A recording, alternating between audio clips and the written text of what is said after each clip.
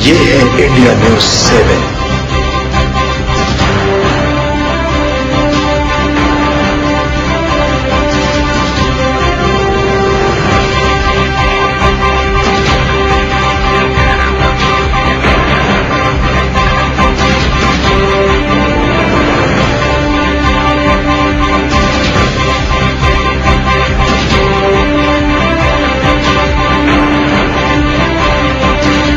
आप देख रहे हैं इंडिया न्यूज 7।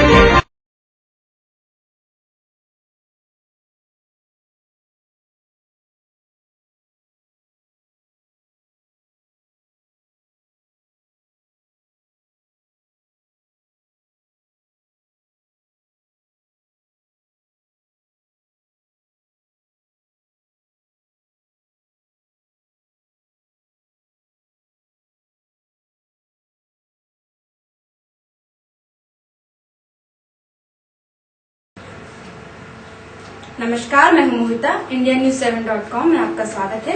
आइए शुरू करते हैं आज की खबरों का सिलसिला। फिल्म जगत के जाने माने अभिनेता अमिताभ बच्चन और स्वर्गीय गुरुदत्त को ऑस्कर पूर्व सूची में 25 कलाकारों के साथ श्रेष्ठ श्रेणी में रखा गया है। देश में बढ़ रही महंगाई को लेकर जहां जनता परेशान है, गरीब तबके में इसको लेकर गंभीर चिंताएं हैं, वहीं अब देश की संसद में भी देश में बढ़ रही महंगाई को लेकर चिंता पर सवाल उठने लगे हैं। विपक्ष के नेताओं ने और विपक्ष के सांसदों ने सरकार को बढ़ रही महंगाई को लेकर संसद में घेर रखा है। प्रधानमंत्री मनमोहन सिंह ने और राष्ट्रपति प्रतिभा देवी पाटिल के अभिभाषण के बाद एक जवाब में कहा है और ये स्वीकार किया है कि देश में उनकी सरकार की आर्थिक नीतियों की कमजोरी के कारण देश में महंगाई बढ़ी है।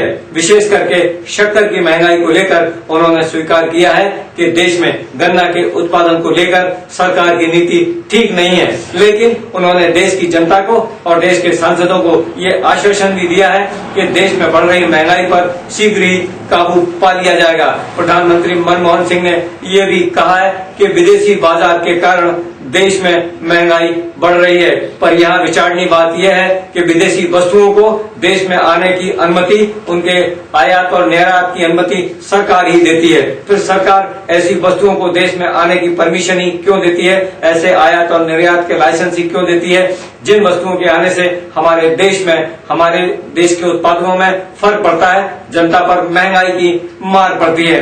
देश के प्रधानमंत्री और देश की सरकार का ये दायित्व है कि हमारे देश की जनता को कम से कम कीमतों पर वस्तुओं को उपलब्ध कराए, विशेषकर खाने पीने और रहने की व्यवस्था और आवागमन की व्यवस्था शासन का करने का दायित्व है। देश में बढ़ रही महंगाई को यदि शीघ्र ही सरकार ने कम करने का प्रयास नहीं किया और इस महंगाई में कमी नहीं आई तो आने वाले समय में कांग्रेस सरकार के लिए और कांग्रेस के लिए मुश्किलें खड़ी हो सकती हैं। विश्व के प्रसिद्ध क्रिकेट खिलाड़ी सचिन तेंदुलकर को भारत रत्न दिए जाने की मांग पर राजधानी दिल्ली एवं मुंबई में इसका विरोध होना शुरू हो गया है। प्रसिद्ध कथक सम्राट बिरजू महाराज एवं शिवसेना प्रमुख बाल ठाकरे सहित अन्य लोगों ने इसका विरोध किया है। बिरजू महाराज ने कहा है कि सचिन क्रिकेट पैसों के लिए खेलते हैं, एक एक रन पर उन्हें पैसा मिलता है, अगर वो फ्लॉप रहे तब भी उन्हें पैसा मिलता है और हिट रहे तब भी उन्हें पैसा मिलता है। वहीं बाल ठाकरे का कहना है कि सचिन तो पहले से ही भारत रत्न है, हर भारतीय के दिल में बसते हैं, फिर उन्हें अलग से भारत रत्न देने की क्या आवश्यकता है। अब देखना ये है कि सचिन को भारत रत्न से नवाजा जाता है या नहीं। इन दिनों भारत में संत और साधुओं के ऊपर जैसे काली छाया मंडरा रही है।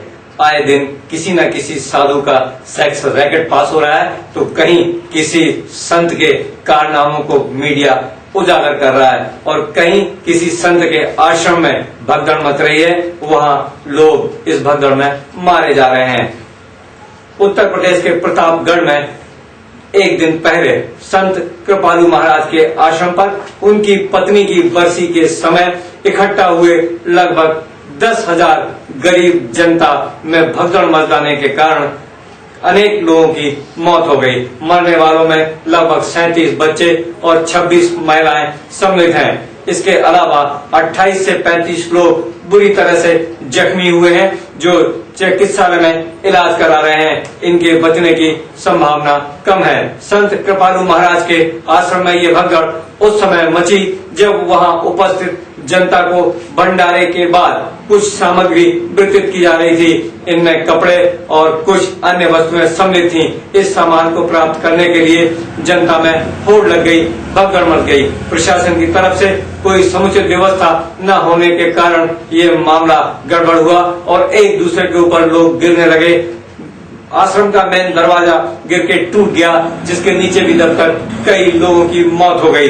इस मामले को लेकर अब उत्तर प्रदेश सरकार के कान खड़े हो गए हैं। उत्तर प्रदेश सरकार ने इस पूरे मामले की जहां जांच के आदेश दिए हैं, वहीं दूसरी ओर संत कृपालु महाराज के आश्रम के प्रबंधकों के खिलाफ गैर इरादतन आदात हत्या का मामला दर्ज किया गया है। वहीं आश्रम के प्रबंधक ये कहते हैं कि उन्होंने इस आयोजन की स्वीकृति प्रशासन से लेने के लिए 25 फरवरी को ही आवेदन दे दिया था, किंतु प्रतापगढ़ के डीएम और पुलिस अधीक्षक का कहना है कि आश्रम के प्रबंधन ने इस आयोजन के लिए किसी तरह की कोई सूचना प्रशासन को नहीं दी थी और न ही इसके लिए उन्होंने स्वीकृति मांगी थी।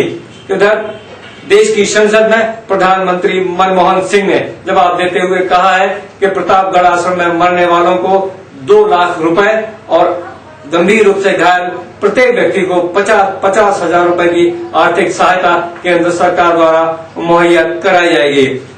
प्रदेश सरकारों से लेकर और केंद्र की सरकार को यह सुनिश्चित करना चाहिए कि देश में धर्म के नाम पर बड़े बड़े आश्रमों को संचालित करने वाले ये संत जो काली कमाई करते हैं, अपनी काली कमाई से ये संत देश का और देश की जनता का पैसा बर्बाद करते हैं अपने नाम और काम के लिए।